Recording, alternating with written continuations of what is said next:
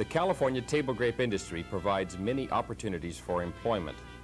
This video is provided to help prepare you for a challenging occupation in an industry which markets over 62 million boxes of fruit throughout the world every year. Even though each grower-packer may have slightly different packing techniques and packaging, this training session will help you understand the basic principles of properly picking and packing table grapes for the fresh market. Unlike raisin and wine grapes, the California table grape industry requires a different and higher standard of quality. Throughout this video session, reference is made to good quality fruit. In the marketplace, quality fruit brings higher returns. Your job is to pack and present the fruit in an attractive package to the consumer.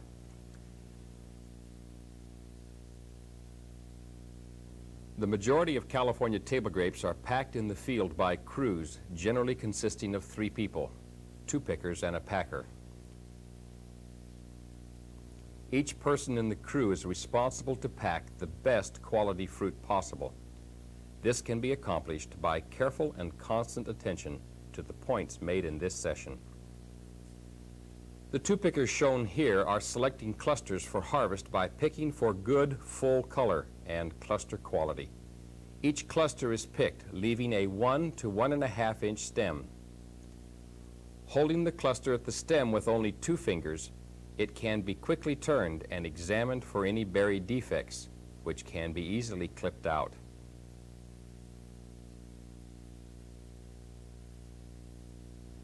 Holding the cluster by the stem also allows it to be handled without removing the bloom or the waxy coating on the grape. The more roughly a cluster is handled, the more these shiny spots appear on the cluster, which creates a lower quality product. The clippers used here have curved, slender, dull-pointed blades, which make them usable for working within the cluster. The blunt ends minimizes wounds to the adjacent berries. The clippers should be washed and oiled every day to maintain them in good working condition. The proper use of clippers will aid you in quickly removing any defective berry. The clippers should be used to point at a defective berry and then clip these berries from the cluster. The curved blades allow easier entry into the interior of the cluster, where a lot of clipping has to be performed. Where needed, the slender blades can also be used to remove a single berry from within the cluster. Each member of the crew needs to recognize the various defects which can occur in a cluster. Let's review some of the major problems you will see. Berry shrivel.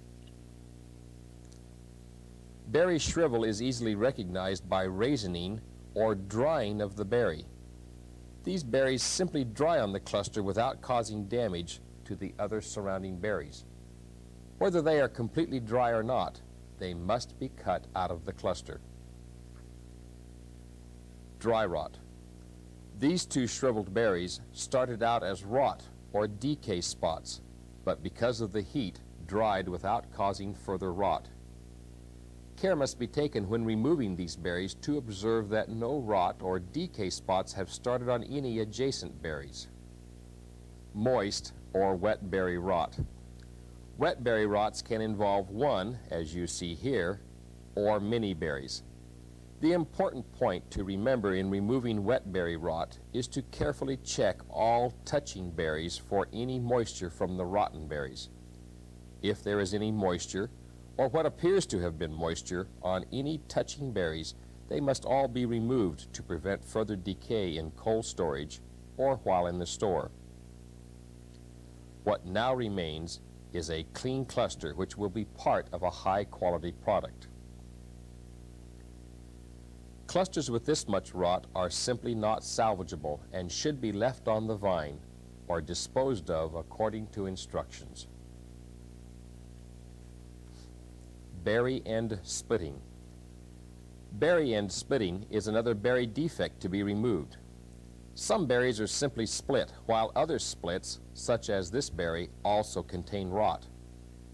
berry end splitting is very common on some varieties and should be carefully looked for. Berry scarring. Many different things can produce scars on the surface of grapes. These scars are very noticeable on green varieties and detract from the overall appearance of the cluster. This scar was caused by powdery mildew, a fungus which attacks grapes. Even though the fungus is gone, it created a scar which detracts from the overall appearance of the fruit and needs to be removed. This type of scarring was caused by a tiny insect when the fruit was very small. But as the fruit grew, the scar became very noticeable and would detract from overall cluster quality if not removed. Other scars or brown blemishes can be caused by the rubbing of a leaf. All these will need to be removed in order to improve cluster appearance. Insect damage. This whitish halo is a result of insect egg laying. These commonly occur on all grapes, but are the most visible on the white varieties. This damage can be extensive, and if most of the cluster is involved, it should be discarded. Most of the time, however, the removal of a few berries will suffice. Bird damage. Red or black-colored varieties are preferred by birds.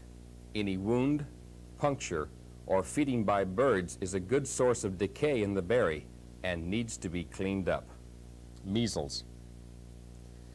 This cluster is affected by a grape disorder commonly called measles, black measles, or esca.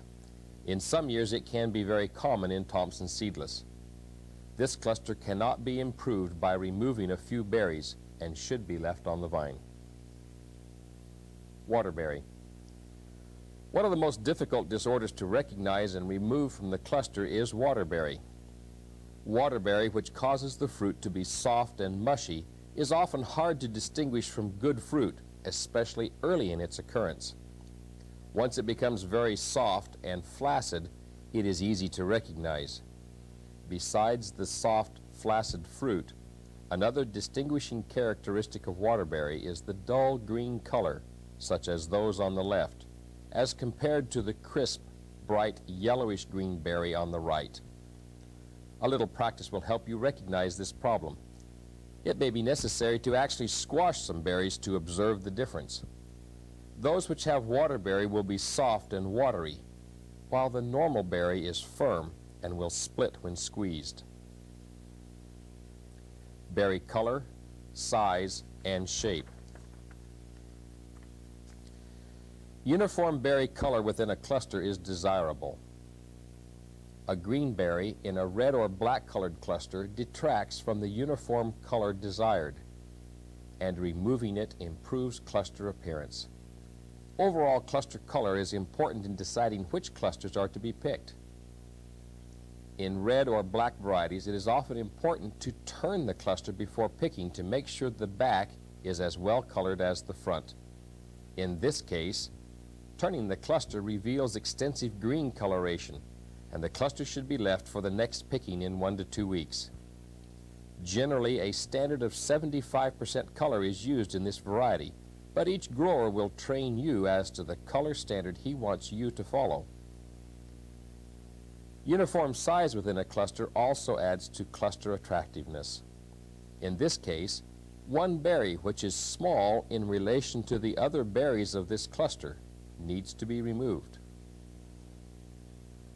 Occasionally, a berry becomes misshapen, and removing it improves cluster quality. The berry and cluster defects observed previously need to be clipped from the clusters before the fruit can be packed. This cluster has a number of defects. A berry with decay and another pecked by a bird or insect are removed. Another punctured and scarred berry is clipped, as is the berry shrivel.